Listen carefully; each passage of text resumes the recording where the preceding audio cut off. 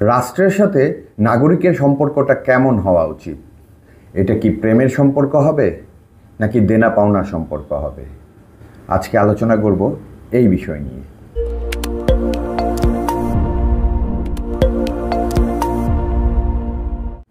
হ্যাঁ, যা বলছিলাম, রাষ্ট্রের সাথে নাগরিকের সম্পর্কটা কেমন হওয়া উচিত? দেশপ্রেমের নাকি দেনা পাওনার? রাষ্ট্রকে আমরা ভালোবাসি, এ কথা সত্য। রাষ্ট্রও কি আমাদেরকে সমানভাবে ভালোবাসে? মোটেও না। দেনা পাওনার ব্যাপারে রাষ্ট্র কিন্তু একদম টনটনে, আপনাকে এক বিন্দুও ছাড় দিবে না।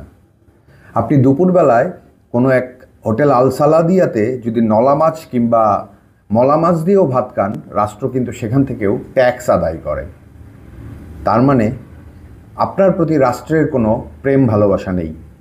দেনা পাওনার সম্পর্কের ব্যাপারে রাষ্ট্র বরাবরই টনটনে। তাহলে আমরা কেন দেশপ্রেম বলে গলা ফাটাবো? আমাদেরও তো রাষ্ট্রের মতো প্রফেশনাল হওয়া উচিত। আমাদের সম্পর্কটাও রাষ্ট্রের সাথে হবে প্রফেশনাল সম্পর্ক। এবং সত্যি বলতে কি, এই সম্পর্কটা যত বেশি প্রফেশনাল হবে রাষ্ট্রের জন্য এবং আমার এবং আপনার জন্য ঠিক সমানভাবে মঙ্গলকর। নাগরিকেরা রাষ্ট্রকে ট্যাক্স দিবে, সেই ট্যাক্সের টাকা ব্যবহার করে রাষ্ট্র নাগরিককে সার্ভিস দিবে। ট্যাক্সের টাকা ব্যবহার করে রাষ্ট্র স্কুল বানাবে, কলেজ বানাবে, ইউনিভার্সিটি বানাবে, রাস্তাঘাট করবে, হাসপাতাল করবে, আইন প্রণয়ন করবে এবং সেই আইনে সঠিক প্রণয়ন করবে যেন আপনার আমার জীবনে নিরাপত্তা নিশ্চিত হয়। এবং সর্বোপরি রাষ্ট্র আমাদেরকে দিবে একটি বাজার, যে বাজার ব্যবহার করে আমরা আমাদের ব্যবসা বাণিজ্য, নানা রকম অর্থনৈতিক কর্মকাণ্ড চালাতে পারব এবং তার ফলে আমাদের দিন দিন উন্নতি হবে। আমরা আরও বেশি ট্যাক্স দিতে পারবো রাষ্ট্রকে এবং তার বিনিময়ে রাষ্ট্র আমাদেরকে আরও বেশি সার্ভিস দিবে। সো এটা পুরোটাই একটা দেনা পাওনার সম্পর্ক। এর বাইরে একটা উন্নত রাষ্ট্র দাঁড়াতে পারে না। শুধুমাত্র দেশপ্রেম দিয়ে একটা রাষ্ট্রের পক্ষে উন্নত হওয়া সম্ভব না। হ্যাঁ, আপনি বলতে পারেন যে সবাই তো ট্যাক্স দিচ্ছে না, তাহলে আমার ট্যাক্সের টাকা কেন যে লোক ট্যাক্স দিচ্ছে না তার পিছনে ব্যবহার হবে?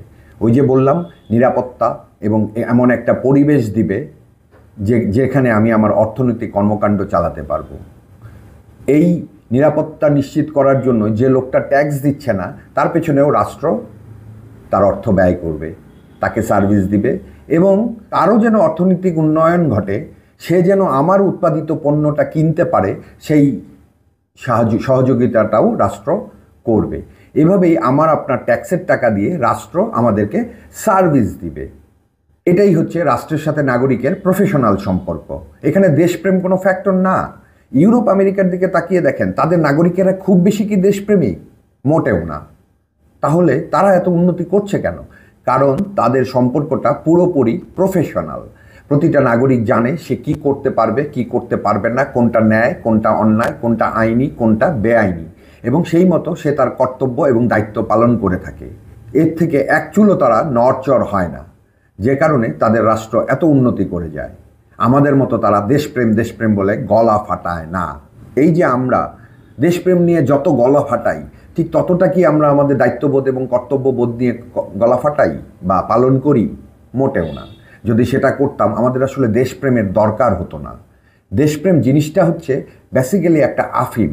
আবহমান কাল থেকে এই আমাদের শাসকরা এই দেশপ্রেম নামক চেতনাটা আমাদের মধ্যে ঢুকিয়ে দিয়েছে যেন আমাদেরকে নির্বিঘ্নে শোষণ করতে পারে তারা। শাসন না, শোষণ।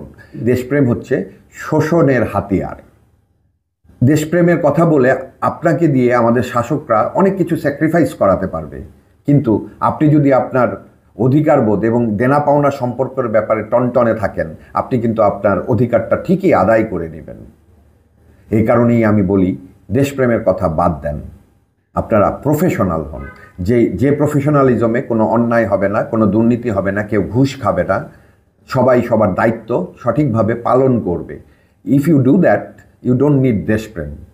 দেশপ্রেম একটা ভেগ কনসেপ্ট। দেশপ্রেমকে কালচার করতে হয়। দেশপ্রেমকে তার কর্তব্য এবং দায়িত্বের মাধ্যমে প্রকাশ করতে হয়। শুধু মনে মনে আমি দেশকে ভালোবাসি, বাংলাদেশ যখন অন্য দেশের সাথে ক্রিকেট খেলবে মিরপুর স্টেডিয়ামে গলা ফাটালেই আমি দেশপ্রেমিক প্রমাণ হবে না। আমার দেশপ্রেম তখনই প্রমাণ হবে যখন আমি রাষ্ট্রের প্রতি আমার দায়িত্বগুলো সঠিকভাবে পালন করব এবং রাষ্ট্র আমার প্রতি তার দায়িত্বগুলো সঠিকভাবে পালন করবে। কাজেই আমাদের নির্দ্বিধায় বলা উচিত, আমি দেশপ্রেমিক না, বাট আমি রেসপন্সিবল সিটিজেন। আমি আমার দায়িত্ববোধ এবং অধিকারবোধ সম্পর্কে পুরোই টনটনে, এবং আমার অধিকার যদি রাষ্ট্র আমাকে না দেয়, আমি যেন সেটা আদায় করে নিতে পারি। সেই আদায় করে নেওয়ার মতো নৈতিক অবস্থান যদি আমার থাকে, তাহলেই আমার দেশ আগাবে। এর জন্য দেশপ্রেমের কোনো দরকার নেই।